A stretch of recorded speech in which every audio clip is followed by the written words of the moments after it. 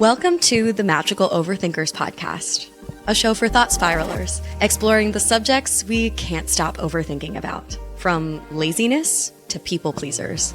If you ever get the feeling that despite living in the information age, the world only seems to be making less sense, or if you just have the impulse that there's something especially psychologically taxing about existing as a human in the world right now, then you're in the right place. This show is here to help us think less about the things that don't matter and more about the things that do, to help quiet the cacophony in our brains a little bit, or even hear a melody in it. I'm your host, Amanda Montel. Today, we're overthinking about Ragebait, aka content, usually, though not always found online, that tries to provoke anger or outrage as a means of gaining attention or making money. That's according to Merriam-Webster's dictionary, because yes, Ragebait has become such a cultural fixture that it warranted an entry into one of our language's major dictionaries.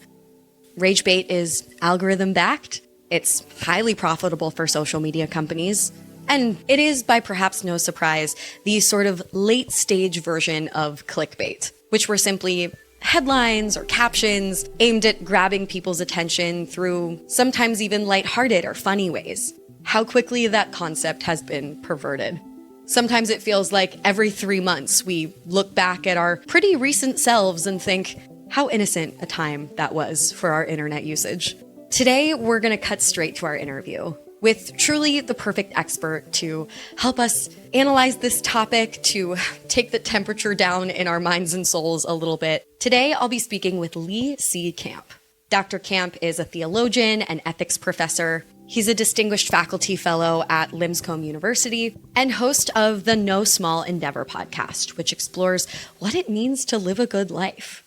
Thanks to the anonymous submissions by so many of you listeners, I was able to pose questions to Dr. Camp, including, how do I balance being informed with being baited?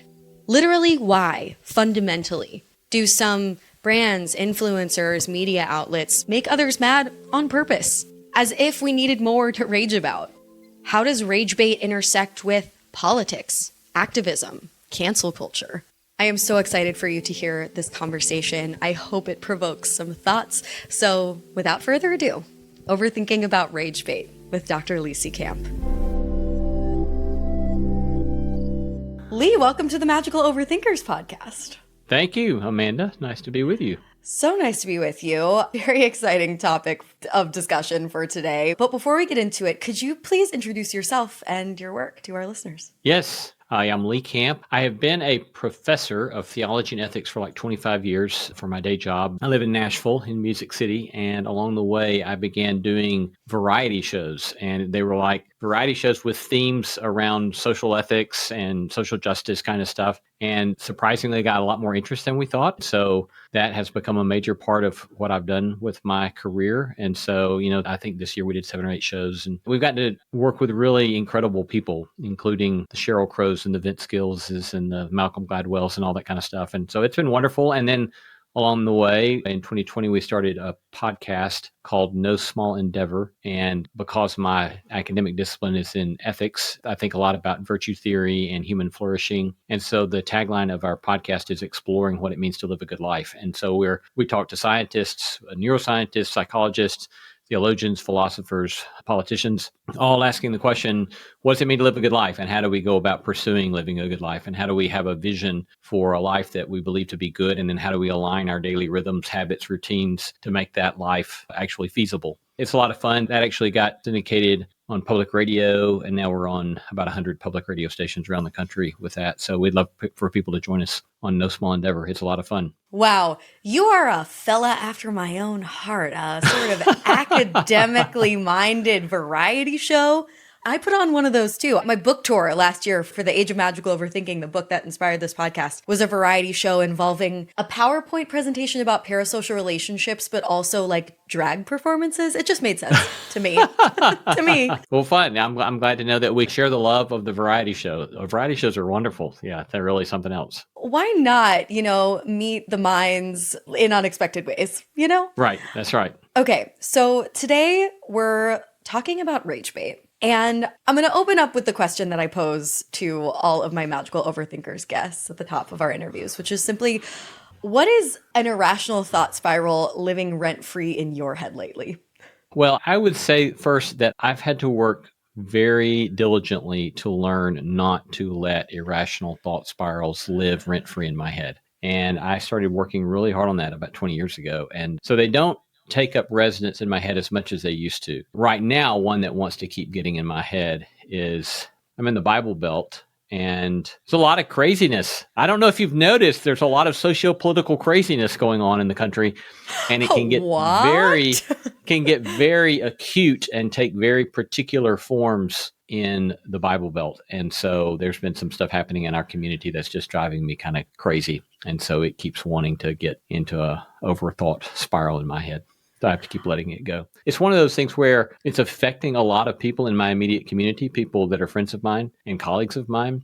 And so, I don't want to just not think about it, because I want to take seriously what's happening in our community and the way a lot of lies and mean-spirited stuff is being propagated in ways that affect people that I care about. And so I want to engage in the conversations. I want to be present to my community. And I spent 3 hours over a dinner last night talking to someone that's right in the middle of that, and felt during that conversation both exasperation and anger and frustration about the ways he was being treated. And yet I want to also be able to sleep, and I want to get up and the next day and do good work. And so I try to be attentive to what I need to be attentive to. And then when it's time to look at something else, let that loop go off and then attend to what it is I need to attend to.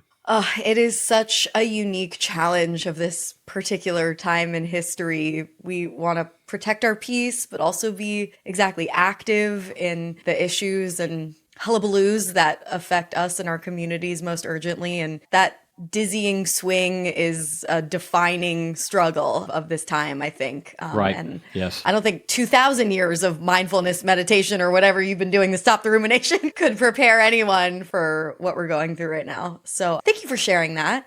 Now on to the very lighthearted and non-controversial subject of Ragebait.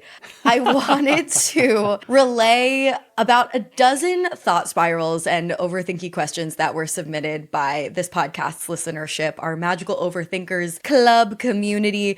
By the way, if folks listening want to submit an anonymous thought spiral for a future episode, you can do that on our Instagram at Magical Overthinkers. I want to open with the following listener submitted question, and this was echoed by quite a few people. Why make each other mad on purpose? Isn't there enough rage to be had already? Yeah.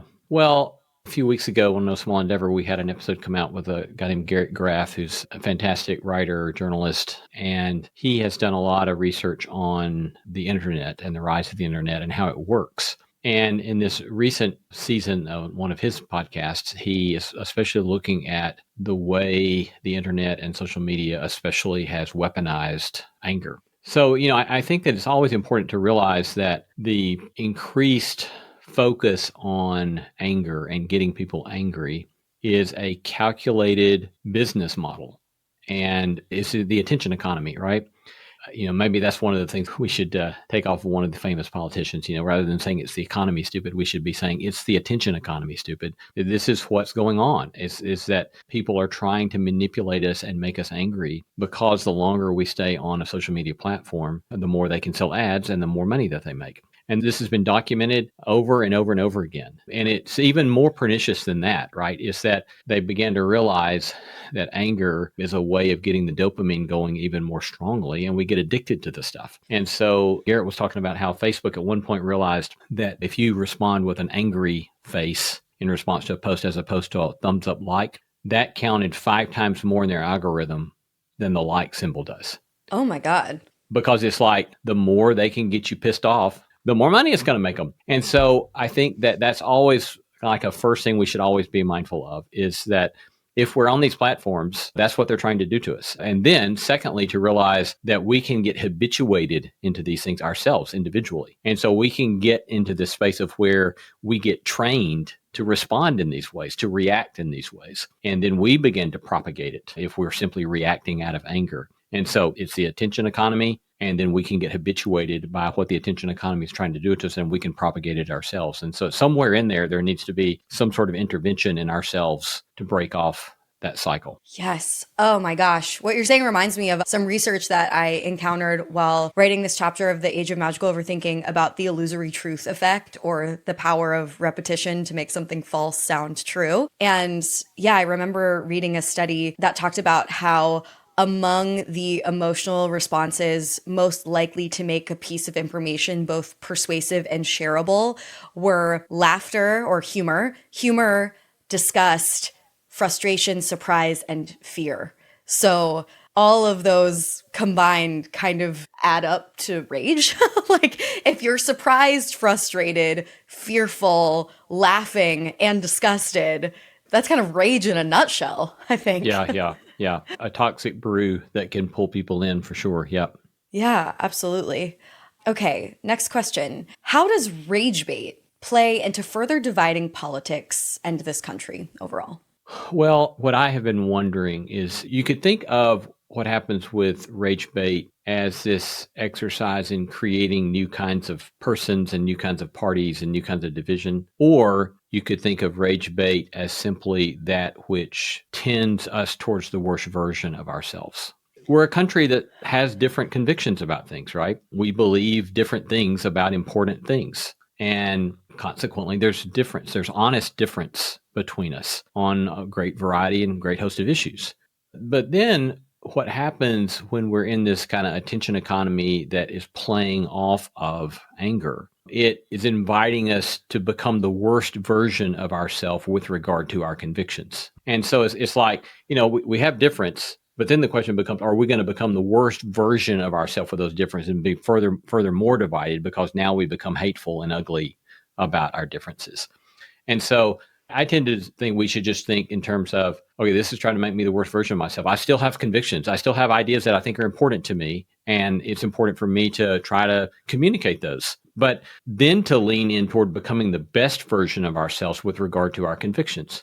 And knowing, moreover, when we're the worst version of ourselves with regard to our convictions, you're not going to convince people that way. You're only going to kind of win people over if you can become the best version of yourself in that conviction, because we're paying attention to what people are like with regard to their convictions, and we make these judgments about, do I want to be that kind of person? That person professes to believe X, Y, and Z, and they act like A, B, and C. And if they're acting like A, B, and C, and that's repulsive to me, then I'm not going to be interested in X, Y, and Z. But if on the other hand, they profess X, Y, and Z, and A, B, and C, the way they act is very compelling and winsome and beautiful to me, then I might think, well, I may be rather interested in what they have to say about X, Y, and Z. And so I think all of this social media stuff, it's not creating new convictions out of whole cloth, right? It's instead taking the pre-existing differences between us and again, making us the worst version of ourselves with regard to those differences. It kind of reminds me of, have you ever been in like a romantic relationship or even a friendship where like the chemistry was off and you just found yourself leaving every interaction frustrated and feeling like you were your worst self in that conversation? It's kind of like the human spirit just has really bad chemistry with social media rage bait. Like, we deserve to interact with slow, deliberative thinkers and interactions that might make us a little activated here and there because we might be in a tense disagreement or something like that. But ultimately, we can come out of those disagreements feeling really like satiated. And that's just never going to happen. I think, yeah, rage bait is just like this toxic lover that brings out your worst. Yeah, I very much agree. Yeah, that's right. Okay, so speaking of the worst of ourselves, the next anonymous listener asks, how do I stop looking for the worst comment in any comment section? It only makes me mad. I relate to this so much. It's like you come across a piece of content online that you just know was designed to be controversial, and you immediately scroll down to the comment section looking for another comment that's just going to exacerbate your rage. Yeah, I love that question. And I think that it points to at least two things for me. And one is just to acknowledge, yeah, this is what I like. I like to get pissed off. And that we're drawn to that. And there's a compulsion about it. And there's a dopamine drip about it. And there's this addictive stuff around that. And first of all, just simply recognizing that, I think, goes a long way. And that relates to the second thing that comes to mind, and that is for us to claim our agency in this regard, right? We want to be human beings who have agency. and not to be victims of the way the algorithms are working and the way the attention economy works. And the facts are that is we can choose not to read the comment section, right? We can choose not to do that. And if we actually find ourselves addicted to reading the comment section, then there are ways to deal with addiction, right? And it begins with acknowledging powerlessness. It goes on with trying to find some power greater than ourselves and to begin acknowledging our powerlessness to other people and other friends, and to pay attention to the fact that other friends can help us make decisions to do things differently. And I think the third thing that I will note is that years ago, I had this really interesting experience as a professor. I had posted for a while. I wrote for Huffington Post, and I'd written some article, and I don't even now remember what it was, but it generated a lot of hostile comments, and it was really being a lot of hatefulness and insanity and idiocy from my perspective. But I just kind of sat on it, and I didn't engage the meanness. And I did read the comment section, but I just thought I'm just not going to engage. And a day or two later, I was walking across campus and I walked into a classroom building, and a student stopped me in the lobby. And he said, "Are you Dr. Camp?" And I said, "Yeah." And he said, "I've been watching the comment section on that article that you wrote this week." And he said, "I just wanted to thank you for the way you have not been ugly back. So many times when I have been tempted to be an ass in response to somebody else being an ass, I remember that student. I don't remember the student's name, but I've thought about what a gift that student gave me, because what he told me was people are watching you and they make judgments about who you are based upon the way you act online."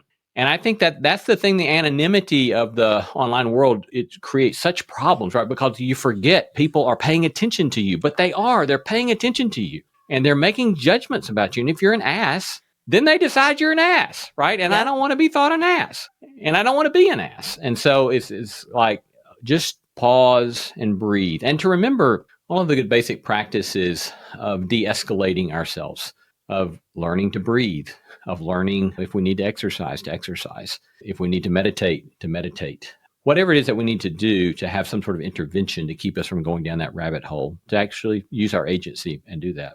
I so agree. Yeah, a couple things. I think even as recently as 5 years ago, I felt really squirmy and embarrassed about acknowledging that social media can be addictive. I thought like, oh, that's so dramatic. It's not a controlled substance, but it is causing a very profound chemical reaction in the mind. And yeah, I think acknowledging that it is addictive is an important step, to your point. Also, what you were saying about, whether you're scrolling down to the comment section of a post that has nothing to do with you and you're kind of lurking, or you're scrolling down to the comment section to find hate-filled vitriol that is directed towards you.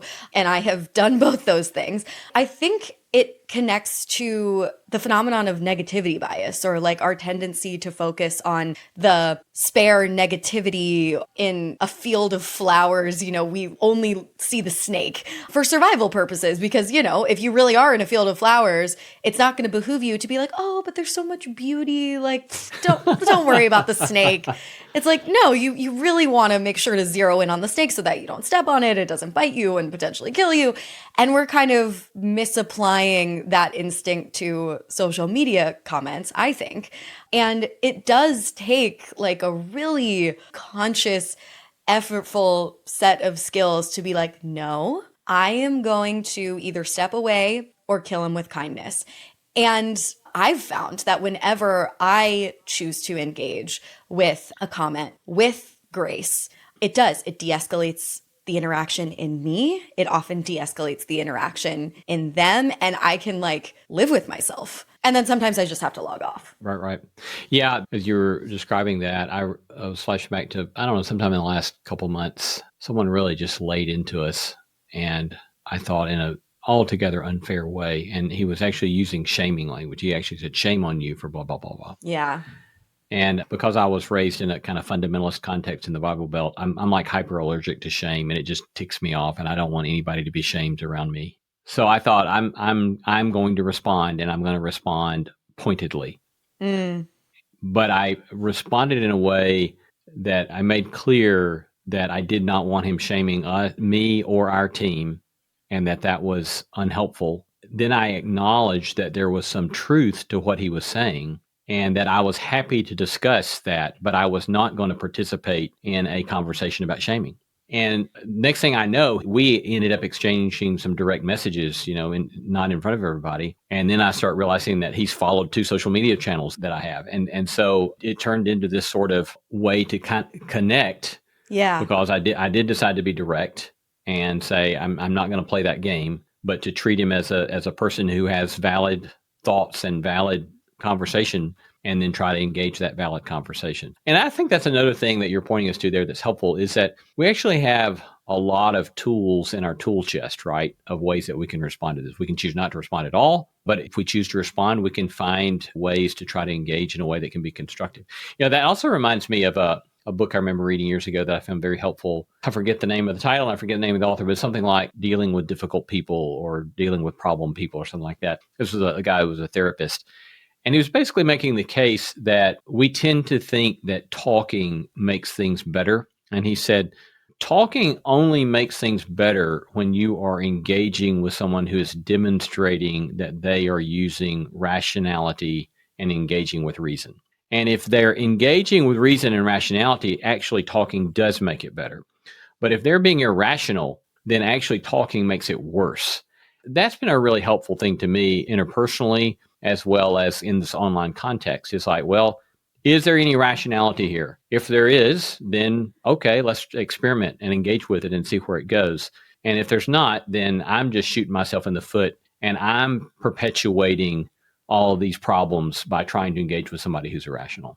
That is such a succinct and helpful way to put it, because so much of my work is about cult language and how it shows up on social media, and oftentimes in rage-baity comment sections or content otherwise, I see just battles of culty buzzwords and thought-terminating cliches and loaded language and all the things. And there is no rationality there. People aren't even thinking. And so the talking isn't helpful. When I first started out in the podcast business, there was a lot to figure out. I actually never even anticipated it would become a business. And that experience of feeling kind of thrown into the deep end can feel really lonely for a lot of entrepreneurs. Whether you're starting a new venture or just feel overwhelmed with what you're already doing, finding the right tool that not only helps you out, but simplifies everything can be an absolute game changer. For millions of businesses, that tool is Shopify.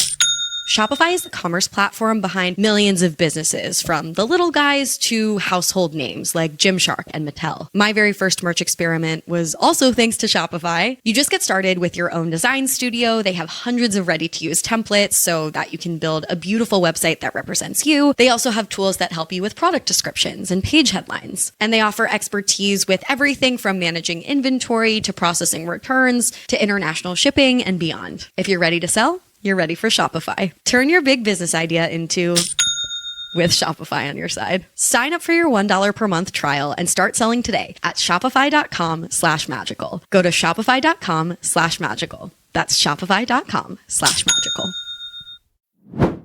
Next question. How do I balance being informed with being baited? And relatedly, someone else asked, how will we ever get real news when everything is designed to enrage us?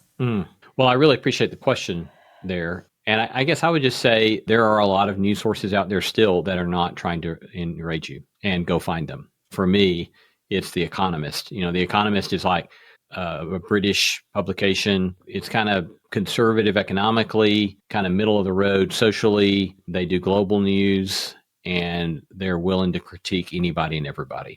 And they don't put up with irrationality, and they also have a really sharp British wit. That's fun. And so find a source that makes sense for you. And there are things online that help you assess the objectivity and the fairness of various news outlets. I read the New York Times. I find that one quite helpful. I know it has a bias, kind of a left-leaning bias, but nonetheless, they care about objectivity, and they care about facts, and they care about journalistic responsibility. Same thing with, because I'm in the public radio world, I listen to public radio a lot, and NPR has a left-leaning bias, and they've been called out for it. But at the same time, they also care about journalistic integrity. And so there are definitely outlets for news that are not playing off of anger. So go find them. And again, that goes back to our agency, right? We can complain and lament about how everything's trying to get me stirred up, but it's like, no, everything's not. There are a lot of people that want to report on the news. and they want to inform us rather than enrage us. And so go find those sources and make use of them.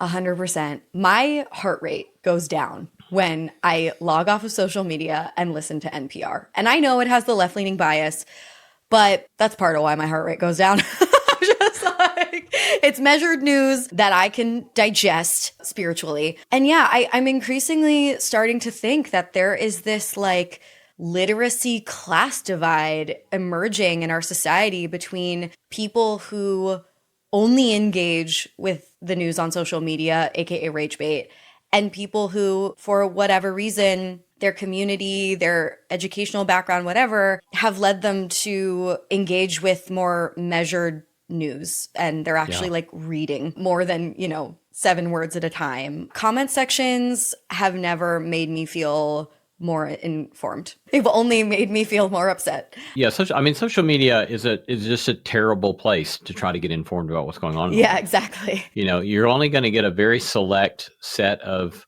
considerations of what is quote unquote newsworthy, because the algorithm is feeding you stuff that it knows that you like. And so, as an academic, one of the things that I've loved about life in the academy is that you're expected to engage with people who disagree with you. And you're expected to be enough informed about what you think is true to engage honest disagreement and to be able to anticipate counter arguments, right? But if what you're doing in getting informed about the world is just hearing whatever it is that you agree with, then all that's going to happen is the first thing that's going to happen when you get in conversation with somebody who's informed on the other side is that you're going to completely lose the argument, right? So because true. you don't know, you can't anticipate really what they're thinking about it because you've just been informed by the stuff that's being fed to you by the algorithm. So it's a terrible way to get informed. And, I learned some things, scrolling social media that I don't know because I'm not a very pop culture informed kind of person. But nonetheless, that's not a good way to get informed about really what's going on in the world. Yeah. It wants you only to get informed on social media. I'm anthropomorphizing, whatever. It doesn't want anything, but it's designed to keep you there to all of our detriments. Okay, so here's a counter perspective in this next thought spiral. Someone says, people just call things rage bait when what they mean is disagreement and they just don't want to research and ignore nuance. Like, oh, you're rage baiting me. It's like, no, I'm expressing a different point of view. I think that's what this person is talking about. I see. Yeah. Certainly that could be. People can use all sorts of ways of framing things to get out of having to deal with disagreement or things that are difficult. But I would just say, I think that our reactions to hearing things that we disagree with tells us a lot about ourselves. And maybe that's the first thing to do is we learn better to interrogate our own selves, right? If I'm feeling anger in response to something, then ask myself, well, why am I angry? And what's that anger about? I don't know if you're familiar with the fad of the Enneagram. Do you know anything about the Enneagram? A little bit. I get a different result every time. I'm like, do I have no core self? Well, I'm an Enneagram 1, and that means that my default emotional reaction is anger. When I learned that about because I'm a classic Enneagram 1. Okay. And so when I learned, that your default emotional response is anger, I was like, oh, yes, it is. So the follow-up question I can ask myself when I feel angry is just to say, is that my best, most apt emotional response to what's going on right now?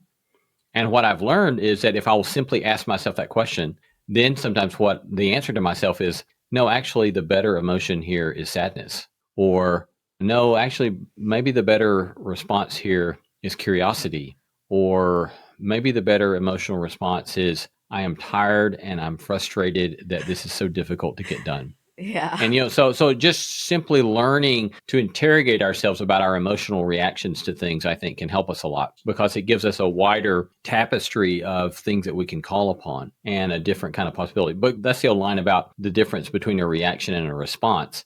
Is that a reaction is an immediate way of getting at some sort of stimulus, right? But a response is when you just have some sort of small or large moment of pause between the stimulus and the act in return. And so anything that we can do to increase that space to make a reaction a response, all the better. And so asking ourselves questions, breathing, quieting ourselves, de-escalating ourselves, and then responding in some way, all of that's always going to be much more helpful.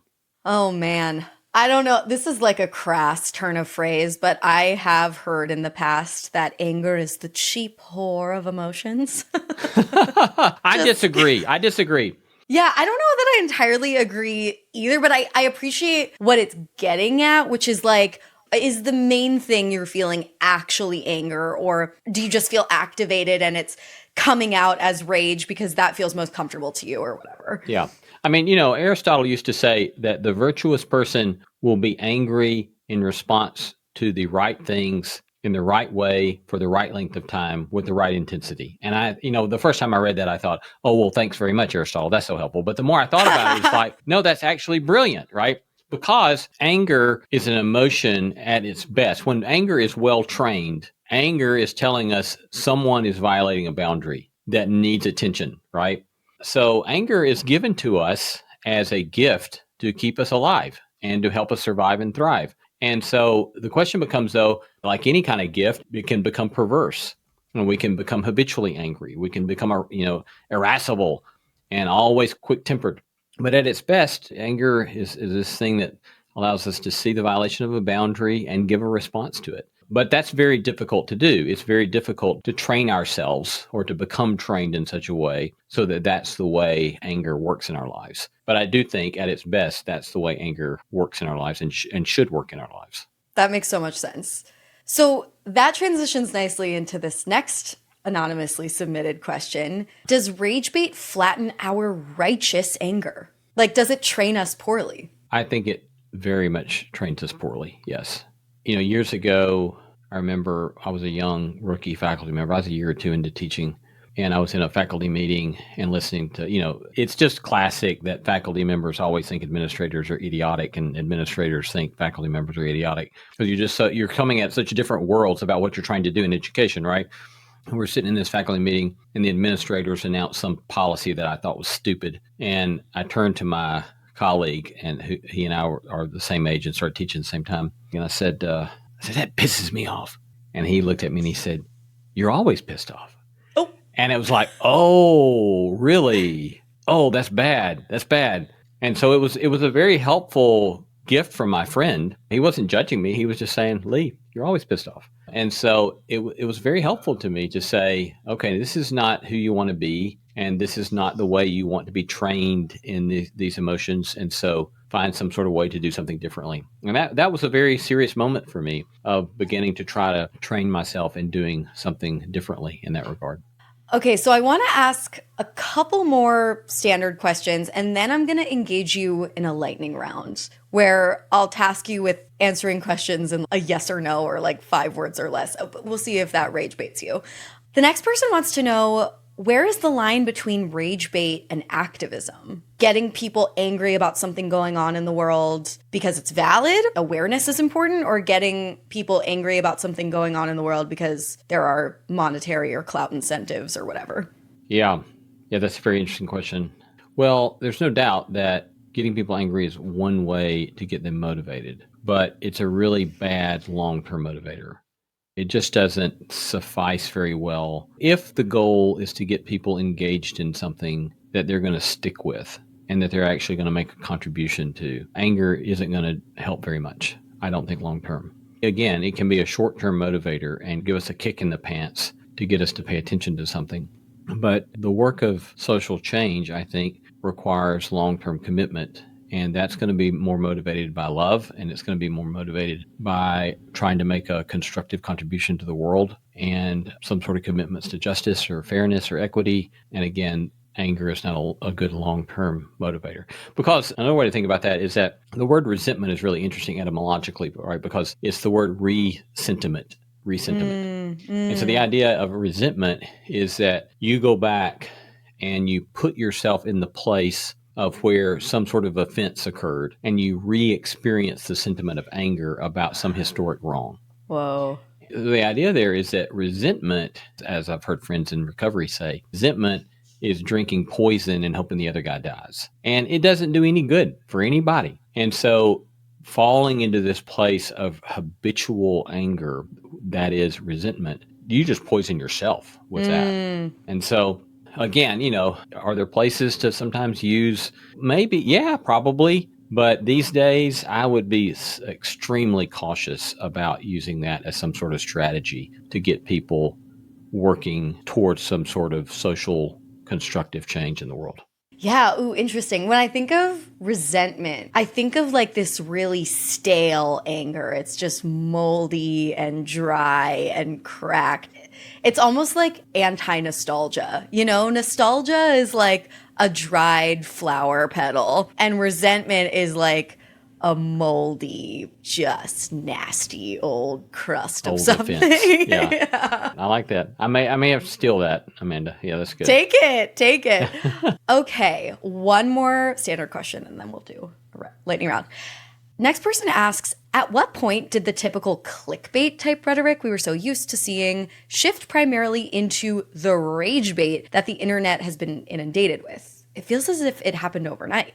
Yeah, going back to that episode, I would encourage people to go over to No Small Endeavor and listen to this episode with Garrett Graff. But, as he tells the story, it was a very significant moment in the early 2010s. And that was when the social media folks began to realize that their revenue model was going to be advertising based. And once they had that kind of revenue model in place, they knew they had to keep eyeballs on the screen. And then they realized that anger was the thing that kept people's eyes on the screen the longest and with most intensity. And so again, it was a business model.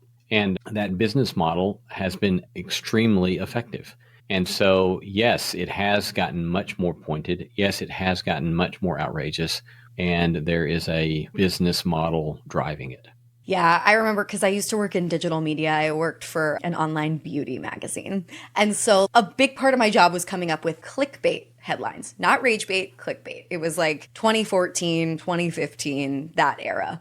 And the emotions we were preying on were more like urgency. You know, it would be like Kendall Jenner's favorite drugstore foundation is flying off shelves. Like it would be something like that.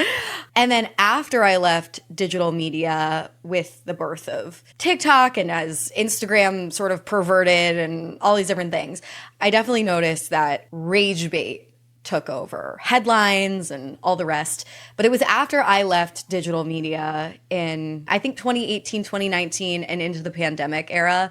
I think that's when rage bait really started rearing its ugly head. Yep.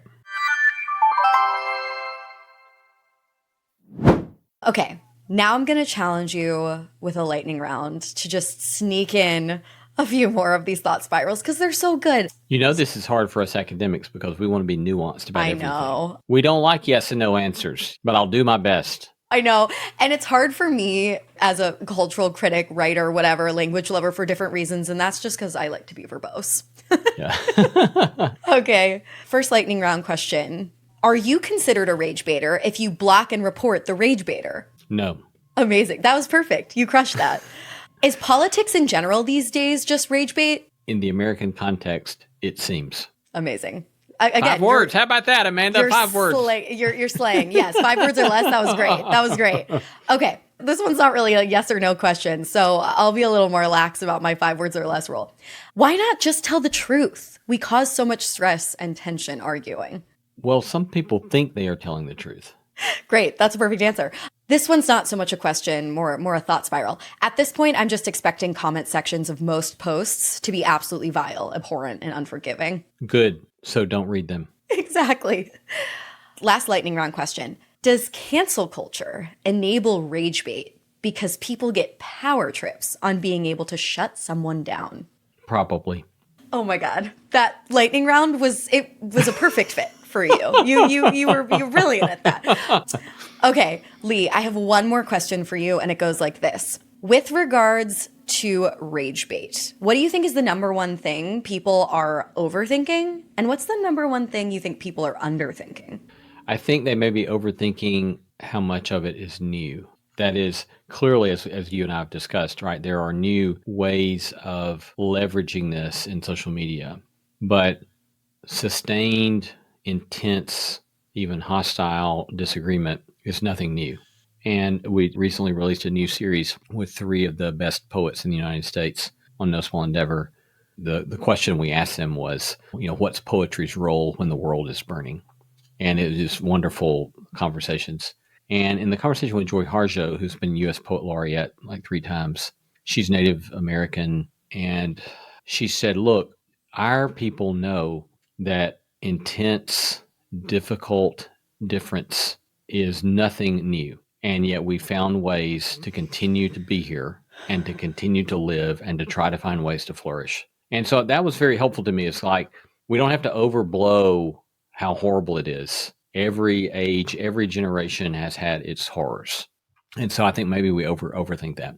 As far as what we underthink, I think we still may underthink our own agency, as I've said a couple of times. You have a lot of control. We have a lot of control. I have a lot of control over what we choose to do with our time and to what we give our attention. And to act like, well, there's nothing I can do about this. Well, yeah, there is. It's just don't spend time doom scrolling. Don't spend time engaging the comment section. Don't spend time clicking on the Ragebait.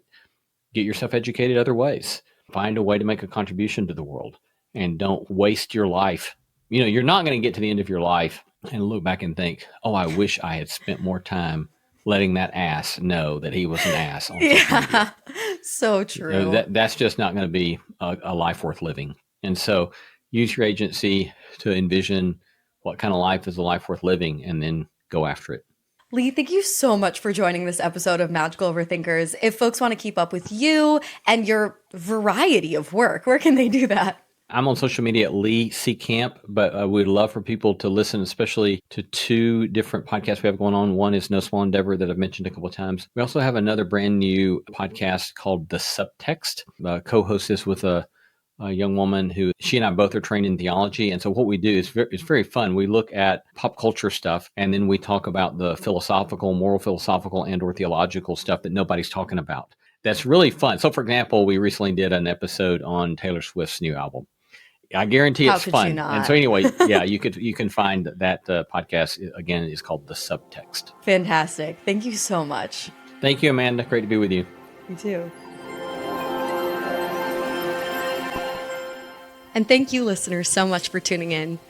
Now's the point in the episode where I share a tidbit of evidence-based advice for how we overthinkers can get out of our own heads this week.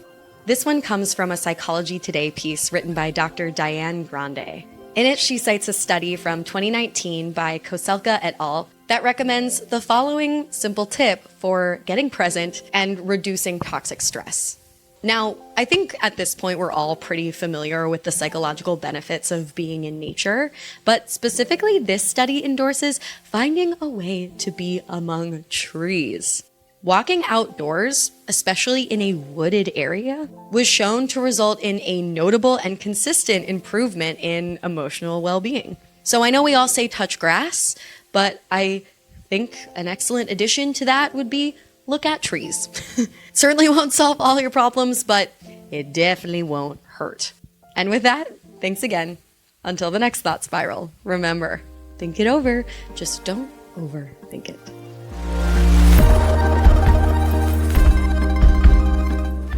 Magical Overthinkers was created and hosted by Amanda Montell and edited by Jordan Moore of The Pod Cabin. Our theme music is by Casey Kolb. Thank you to our magical manager, Katie Epperson, coordinator, Reese Oliver, and Network Studio 71. Be sure to follow the pod on Instagram at Magical Overthinkers. We're also on YouTube, link in show notes, and ad-free episodes as well as behind-the-scenes extras are available on the Magical Overthinkers Substack at amandamontell.substack.com.